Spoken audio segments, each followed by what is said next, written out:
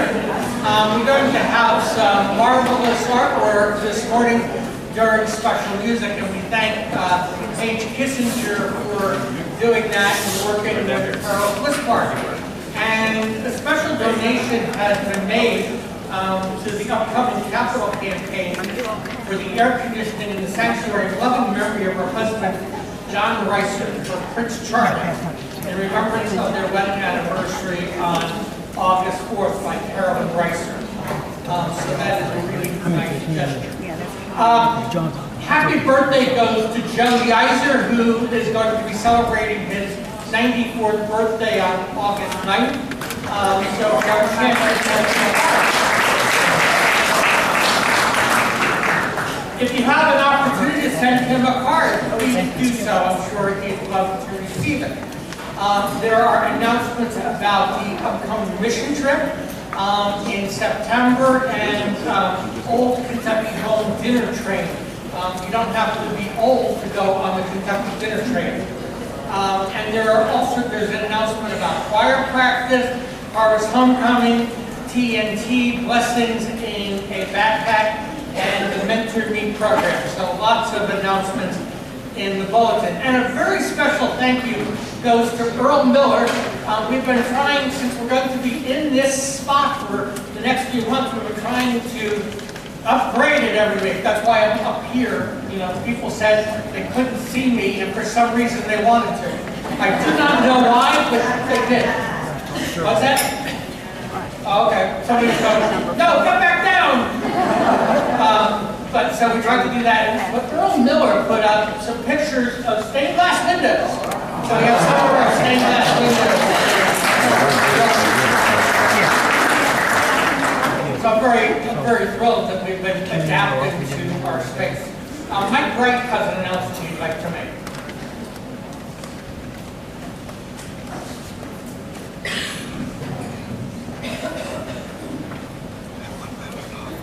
Good morning.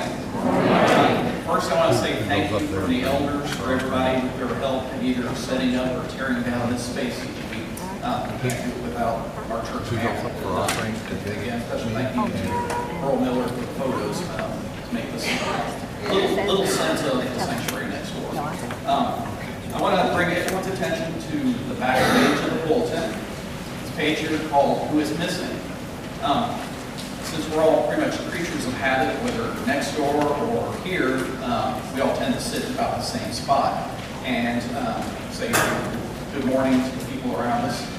If there is anybody that you notice is not here, who has been missing for a while, the elders would like to know so that we can reach out to those members to see how they're doing and if there's anything that we can do for them as a church family.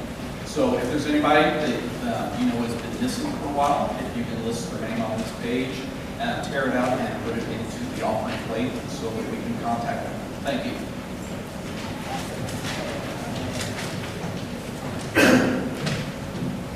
Let us center ourselves with our worship, with our musical gathering.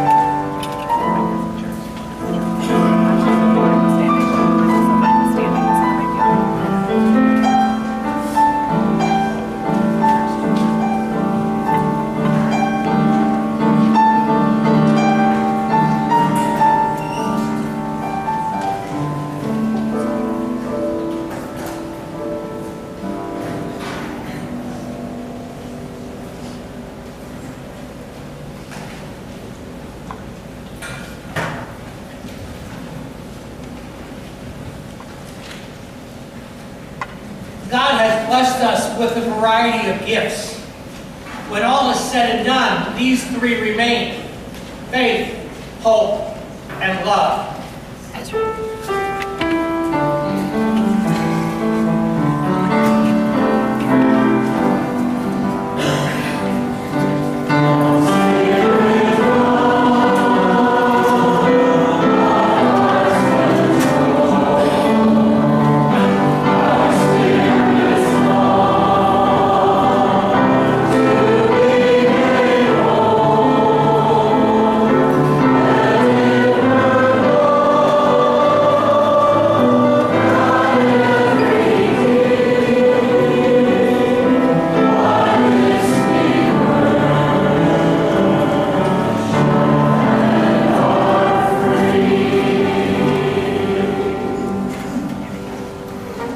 And so we know and rely on the love God has for us. God is love, and whoever lives in love lives in God, and God in them.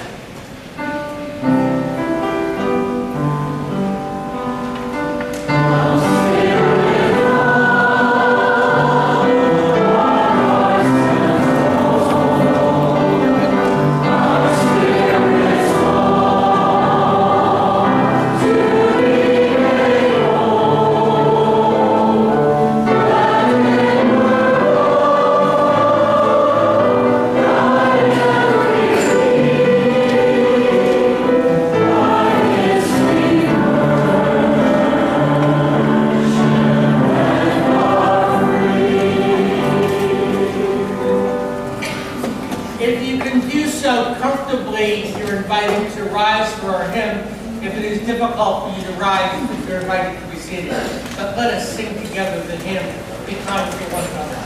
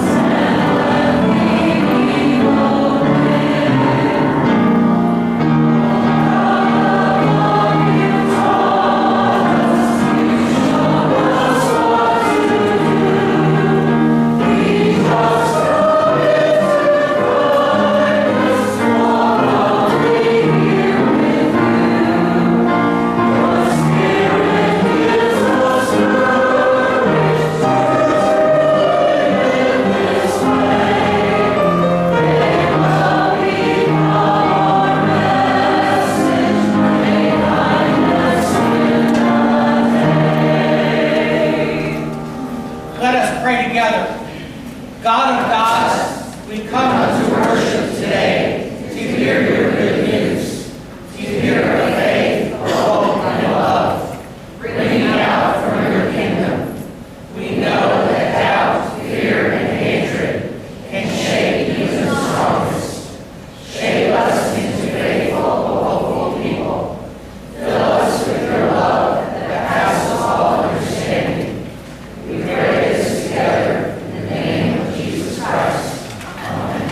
I invite you to pass God's peace to one another.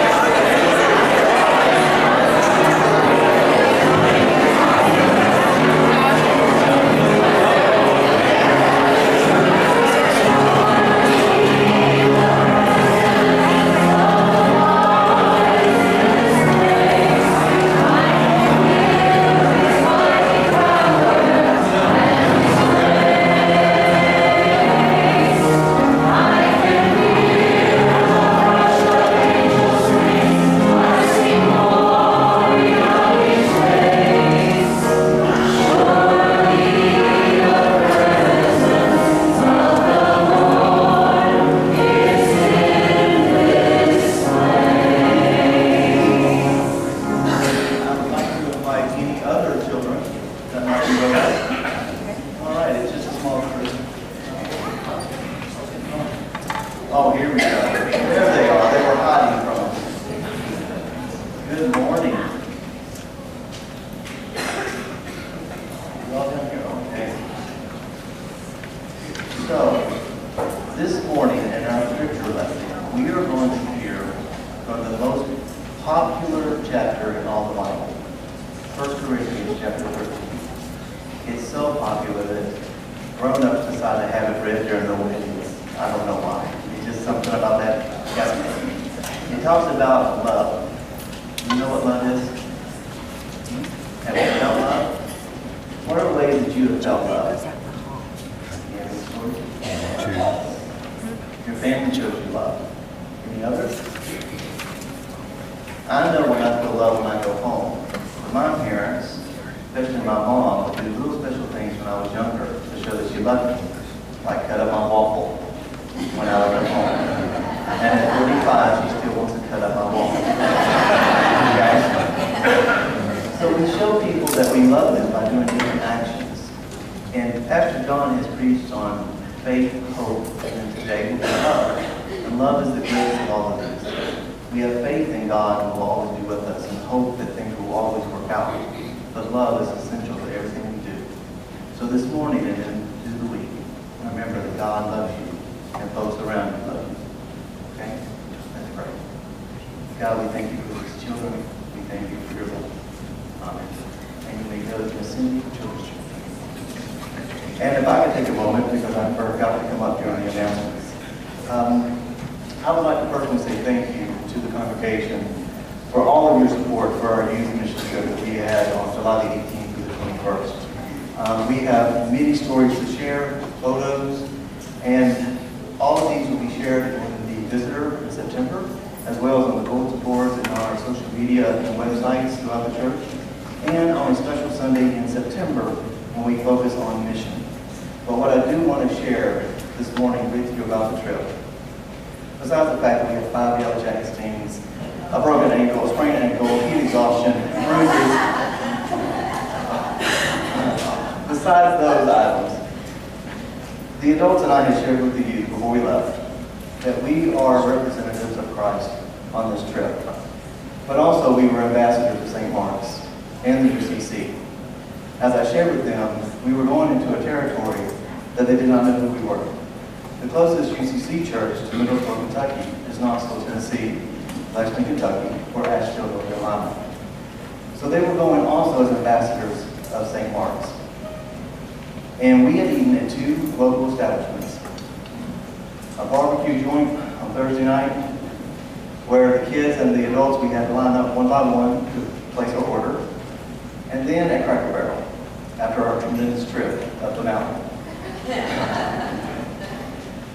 Both managers had pulled me aside before we left at both establishments and talked about how polite and well-mannered our kids were. The manager at Cracker Barrel had stated to me that he had had groups our size or larger of young people, but never once in his time as a manager at that store had he seen a group as well-behaved as ours.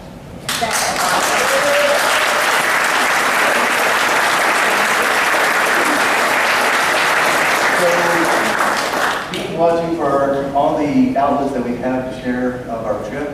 Again, you'll see it in the visitor in September as well on special Sunday in September when we focus on missions.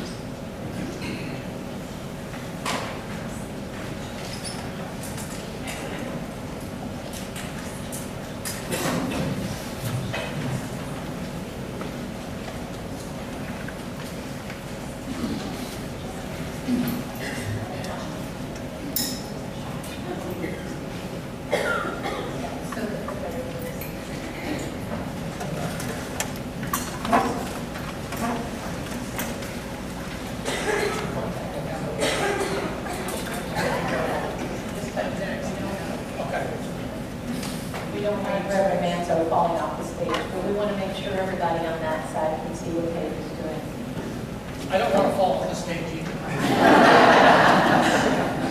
And I have no quick comeback. I said I don't fall fast, but I fall hard.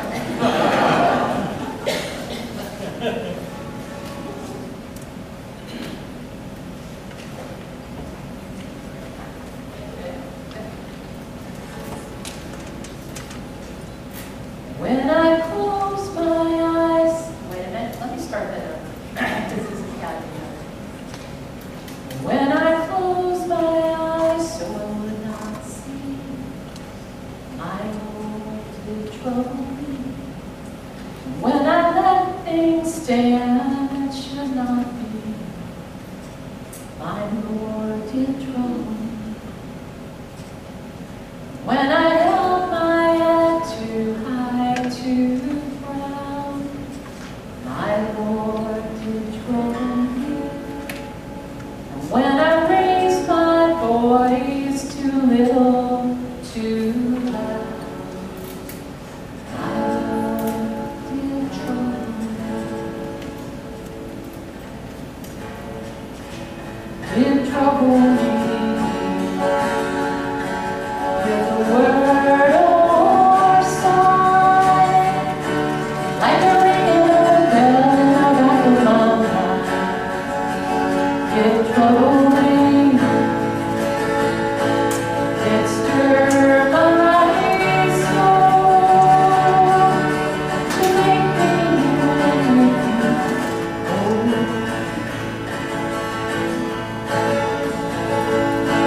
When I slept too long, slept too deep, my Lord did trouble me. Put a worrisome vision to my sleep, my Lord did trouble me. And when I held myself away at heart, my Lord did trouble me. When the tears are running through my heart, my Lord did trouble me. Did trouble me with a word or sign, like a ringing bell back in my mind. Did trouble me, did stir my soul to make me whole, make me whole.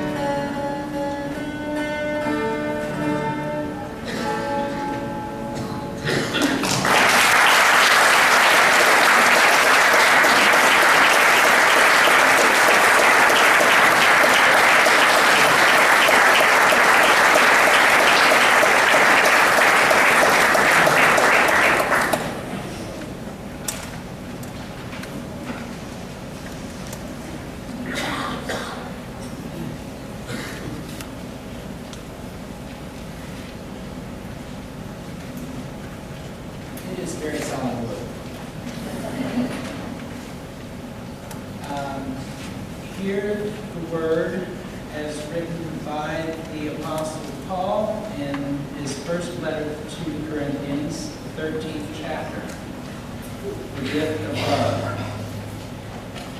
If I speak in the tongues of mortals and of angels, but do not have love, I am a noisy gong or a clanging cymbal. And if I have prophetic powers, and understand all mysteries and all knowledge, and if I have all faith, so as to remove mountains, but do not have love, I am nothing. If I give away all my possessions, and if I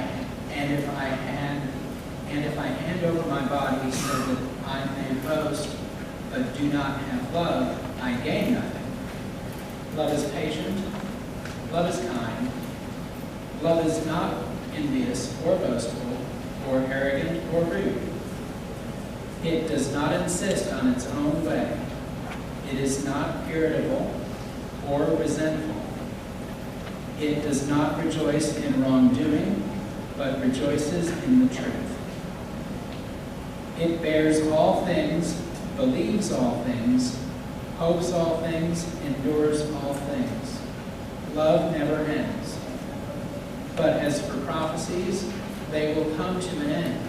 As for tongues, they will cease. As for knowledge, it will come to an end.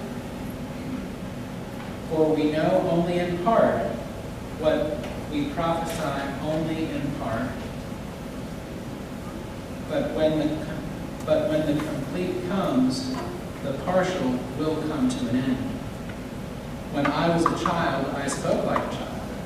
I thought like a child, I reasoned like a child. But when I became an adult, I put an end to my childish ways. For now we see in a mirror dimly, but then we will see face to face. Now I know only in part, then I will know fully, even as if I have been fully known. And now faith, hope, and love abide. These three, and the greatest of these is love. And now the sermon. And these three remain, faith, hope, and love. Love.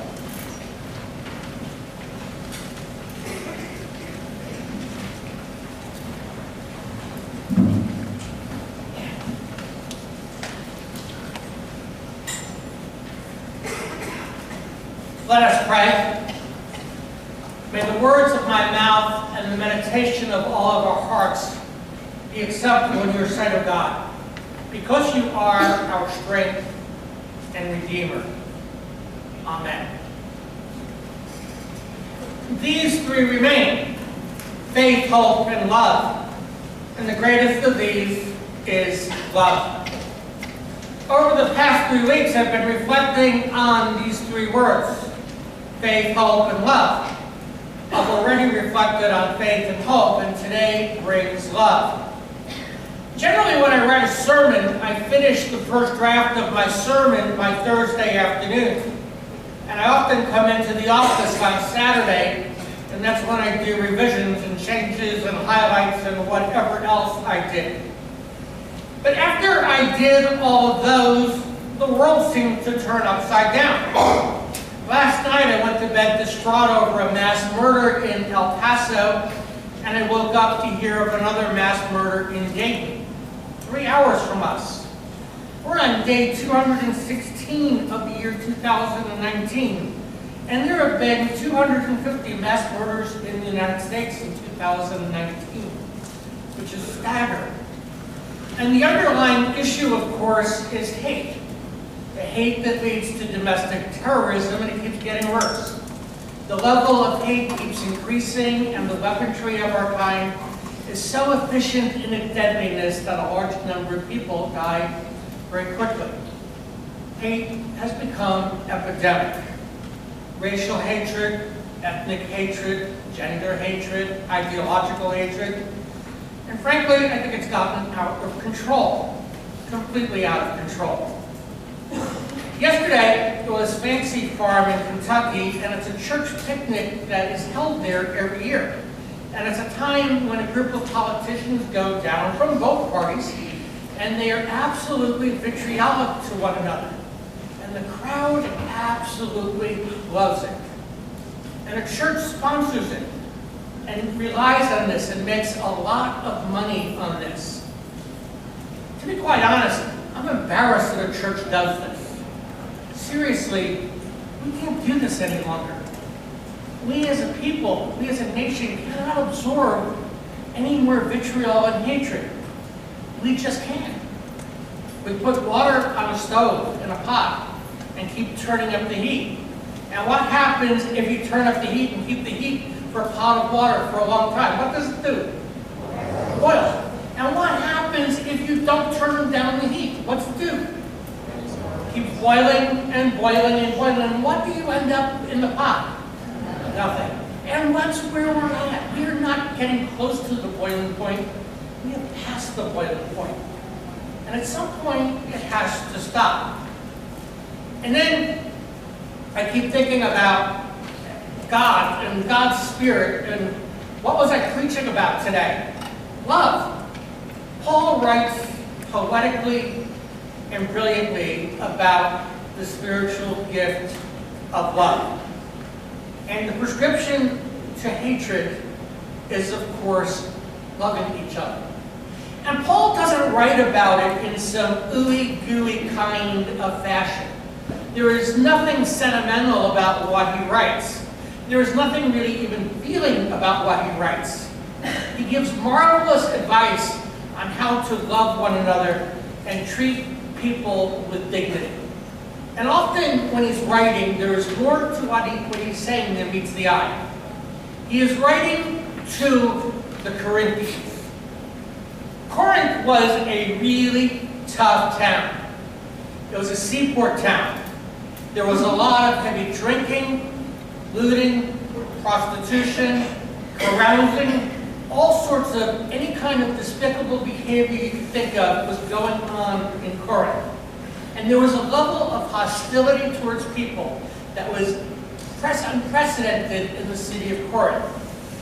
And there was a church in Corinth that was actually a living, vital church that had problems because the vitriol of the community, the discontent, the carousing in the community was impacting even the church. And there were conflicts within the church.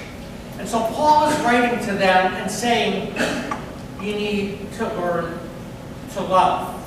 And here is what I mean.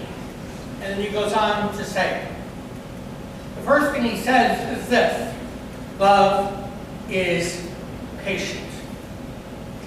I gotta tell you, this one always gets me. You've heard me say it because one of the things that I will say is when it comes to spiritual gifts, patience is not one of my great spiritual gifts. If you've ever ridden, if anybody ever recorded me in the car, I would not be the pastor of St. Mark's Church. I would not. If anybody was going to record me in the car following somebody driving too slowly, you would be appalled with what comes out of my mouth. I'm bad at patience. My kids, I once said during a sermon, I lacked patience. I was often very impatient, and my kids said, Dad, you don't lack patience. You have none. None. None. I was reading a story about a dad, and he was disturbed about the length of his time his 6-year-old son was coming home from school. The father decided to walk the distance to the school himself, and it took him 10, 15 minutes, and he figured it should take his son 20 minutes. So he decided to follow his son home to see, and told him to come directly home.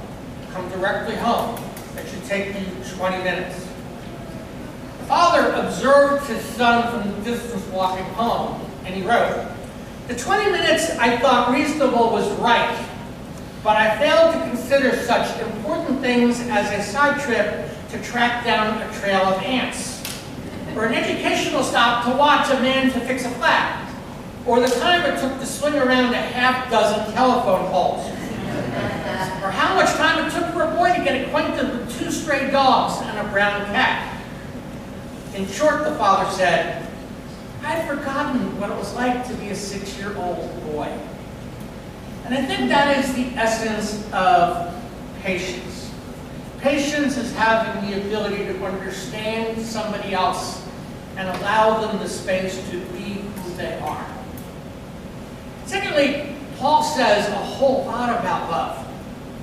And he says a lot of things, and in my obsession to keep the sermon to a reasonable length, I decided to try to narrow it down to one word that captured it all. And the word I came up with was being transparent. When we are transparent, we are refreshingly honest. We demonstrate that we don't have all the answers in the universe, nor the ability to express those. A minister was once preaching a sermon and telling a story, and it was one of those moments of transparency. The minister had been at the church a long time, and he was getting up in years, and he was known to be a practical joker. I've never heard of a minister like that, but the minister had been at the church a long time, was getting up in years, and was known to be a practical joker. Several of the teenagers in the church decided to play a practical joke on him. So they glued a couple of the pages in his pulpit Bible together. One day he was reading from Genesis. He read, and Noah's wife was, and he turned the page, 300 cubits long and 50 cubits wide. The minister stopped for a moment and took off his glasses and said, you know, I've been reading the Bible a long time, and there are things in it I still can't believe. One of the things I like about the story is that he was being transparent and honest, and he took the time to say exactly what he thought and felt at the moment. And he loved the people in the church enough to be transparent and honest, that there were things that still took him by surprise. Lastly, and very seriously, we have to assess how well we do at loving other people. I don't know about you, but I've come up short. Some of us could probably undoubtedly beat ourselves up about it as well. Yet the portion of this passage that we often ignore is in so many ways the most important part. Paul wrote, when I was a child, I spoke like a child, I thought like a child, I reasoned like a child. When I became an adult, I put an end to childish ways. For now we see in a mirror dimly, but then we shall see face to face. Now I know only in part, but then I will know fully, even as I have been fully known. Paul is making something of an analogy. When we were kids, we viewed the world in very specific ways. Our perception as children was our reality. Our perceptions and our judgments were made upon what we were able to see and willing to take in and able to take in. And as we become adults, our opinions change about a whole lot of things. The way we perceive the universe and the way we make decisions has changed for most of us from childhood to adulthood. Paul talks about seeing things in a mirror, dimly in a mirror. But in the world to come, he's reminding us we will see things how they really are. Paul's point is this: childhood visions change to adult visions, and our earthly visions turn into heavenly visions. And in the process of this, our goal is to learn to love.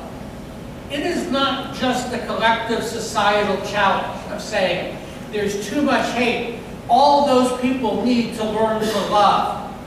It begins with each of us. And Paul is putting the burden on each of us as individuals when we see a lack of love to confront it, when we see hatred to stand up to it and challenge it, to love and to begin the process within our own selves. It's not looking at other people and saying, you don't love well. It is looking at the mirror and saying, I'm struggling with love. Challenge is, let's not lose heart. We need to be patient. We need to be as kind as we are able. And we need to be as honest as we can. And of hope that in the world to come, may we truly find the essence of God's love. Amen.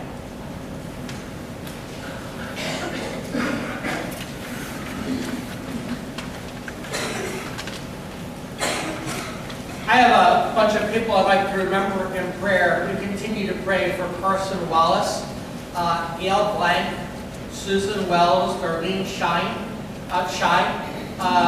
Sandy Booth's sister Coletta, Molly Mill's son Calvin, Sarah Glass, Bruce Bryce Whitson, Juanita Sutherland, Sharon Pope.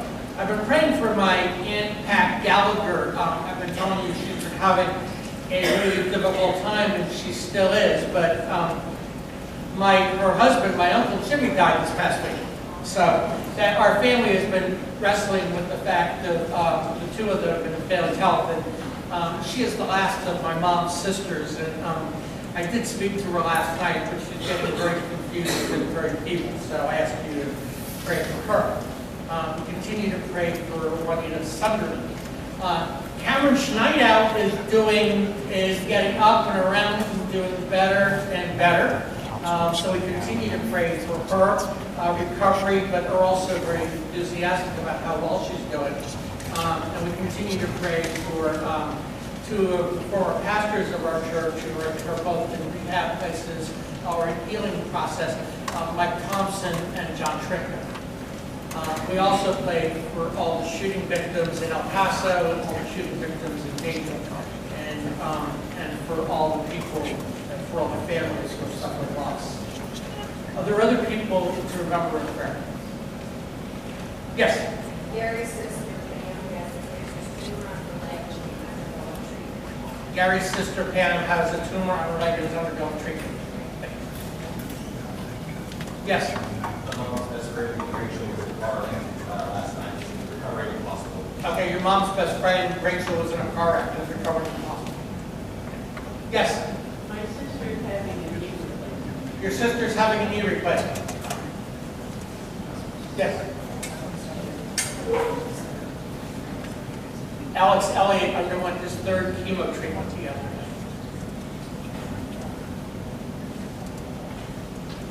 Are there joys? Please have somebody have some joys. Yes? I'm thankful to see the planter along the alley has been refinished and looks great. Yes, the planter along the alley in front of the sanctuary looks great. The heat is working really well in the sanctuary as well. So I've got something going there. And I'm going to say we're perpetually thankful for this space and thankful for Earl Miller with the stained glass window. Yes? Very joyful to be here today. We're joyful to have Catherine back after surgery on her foot, and she's doing well. She's not a hobble, just partial. Yes? I just want to thank Paige again for coming. Yes. Thank you, Paige. Great job.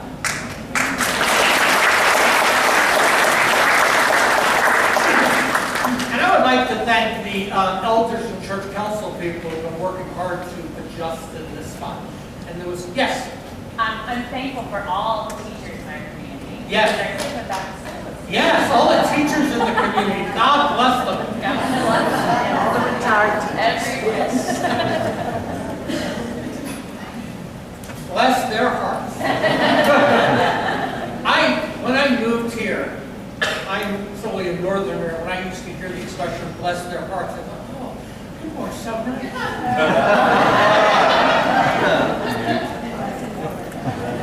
Bless your heart. Everybody bless his heart. Let us pray. Most holy God, you are the source of all that is good and holy. It is in you we live and move and have our very being. We ask today, O God, for those who have to struggle with loving others. For all of us, this is a constant challenge. Yet we are called over and over again to love one another as you have loved us. Help us to love one another, and most especially enable us to love the most unlovable people we know. Often loving others is difficult. Help us to keep our hearts open, to have patience and empathy. Grant to us and those who live before you in our hearts a new and abiding vision of what you have done, and what you are doing, and what you will do to save and redeem your people, and indeed creation itself. Grant, O God, that all might see and believe and discover their purpose, and the purpose of all that is and all that is yet to be. And, O God, help us to do so with love. And may our love be one that constantly nurtures within us and grows. May our love grow when we encounter difficulties in life, to make us stronger when we are challenged. And may our love come from all of life experiences where our character has been built from endurance of the challenges of life. We pray now in the name of Jesus our Lord, who taught us to pray. Our Father, who art in heaven, hallowed be thy name. Thy kingdom come, thy will be done, on earth as it is in heaven. Give us this day our daily bread, and forgive us our debts, as we forgive our debtors. And lead us not into temptation, but deliver us from evil. For thine is the kingdom, and the power, and the glory forever. Amen. Let us share our gifts with God.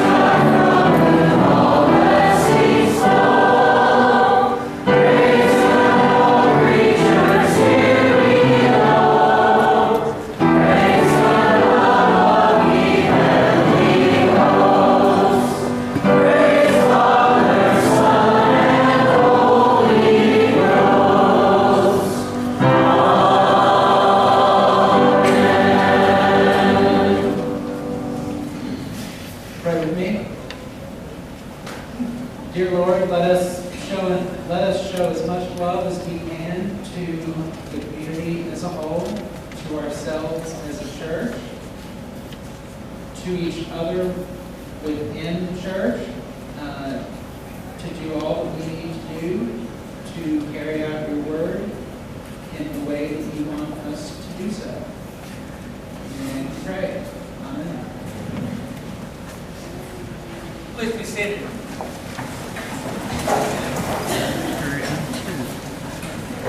Whenever we gather for Holy Communion, it's always good to take time and reflect on those times when we have failed before God and our help. So I invite everybody to pray in silence for that.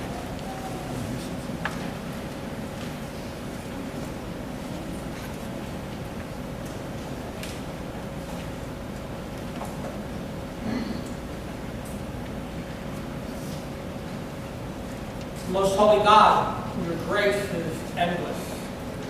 Let us know we are forgiven through the power of your love.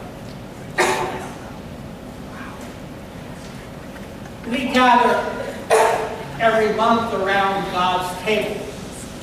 And for those who have never been here before, and a reminder to those who come all the time, our table, everyone is welcome. There are no exclusions. If you want to say, well, what if? No, you're still welcome. And if you're saying, if I'm welcome at your table is really wide open. Our table is really wide open. We do have two types of bread. We have bread with gluten, and there is gluten-free bread in envelopes. And when the cup goes around, there is red wine and white grape juice. You're welcome to choose whatever you like. Holy Communion is a remembrance of the Last Supper, the night before Jesus died on the cross. Jesus had a strong awareness of what was going to happen. It was his last meal with his friends in this world. And he was going to be betrayed. And he knew across town there were a group of people coming to take him away. Most of us, under those circumstances, would have run. Most of us would have gotten out of town and did everything we could to save our lives. I think most of us could say we would do that. But it would require a person of tremendous character, a person whose spirit and love was so great to stay and endure what Jesus endured. So we gather around the table.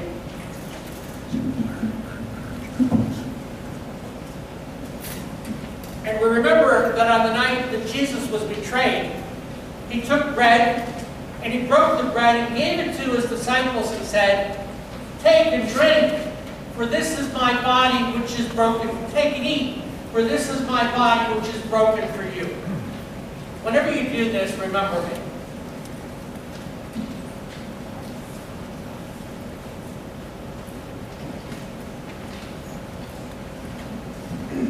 Then he took the cup, and he passed it to his friends and said, "Take and drink, for this is my blood which is shed for you and all people everywhere."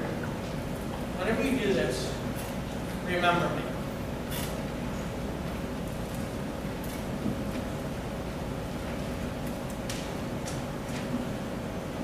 Most Holy God, send your Holy Spirit upon our worship and to consecrate this bread to be the body of Christ and this cup to be the blood of Christ, that the Creator Spirit may fulfill the word of your well-beloved Son. Amen. These are the gifts of God for the people of God. Come, for all is now ready. Stay in your pews, people. Stay in your seats. People will get to you.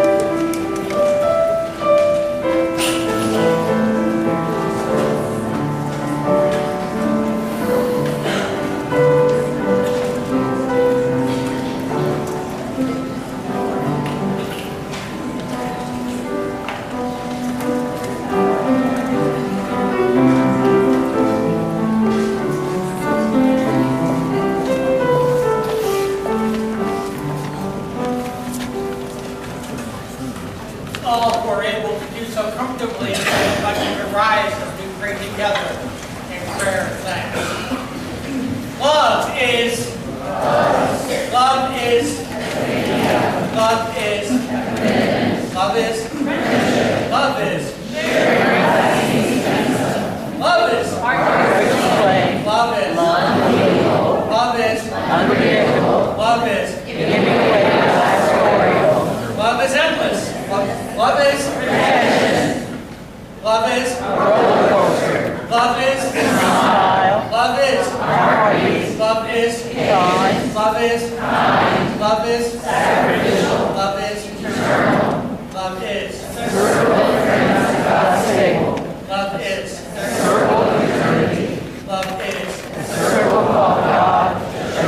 Love is all we need. Let us turn and face each other and visit each other. Let us go forward to the world of peace. Be of good courage.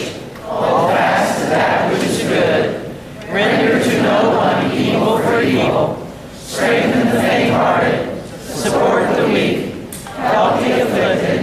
Honor all people. Love and serve the Lord, rejoicing in the power of the Holy Spirit. And let us sing together the gift of love.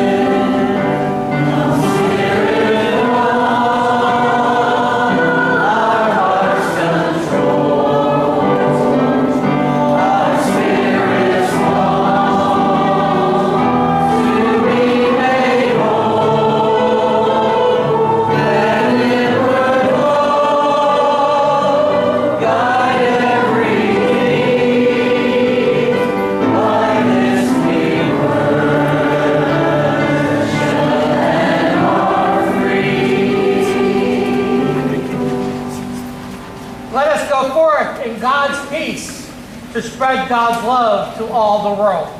Amen. Amen.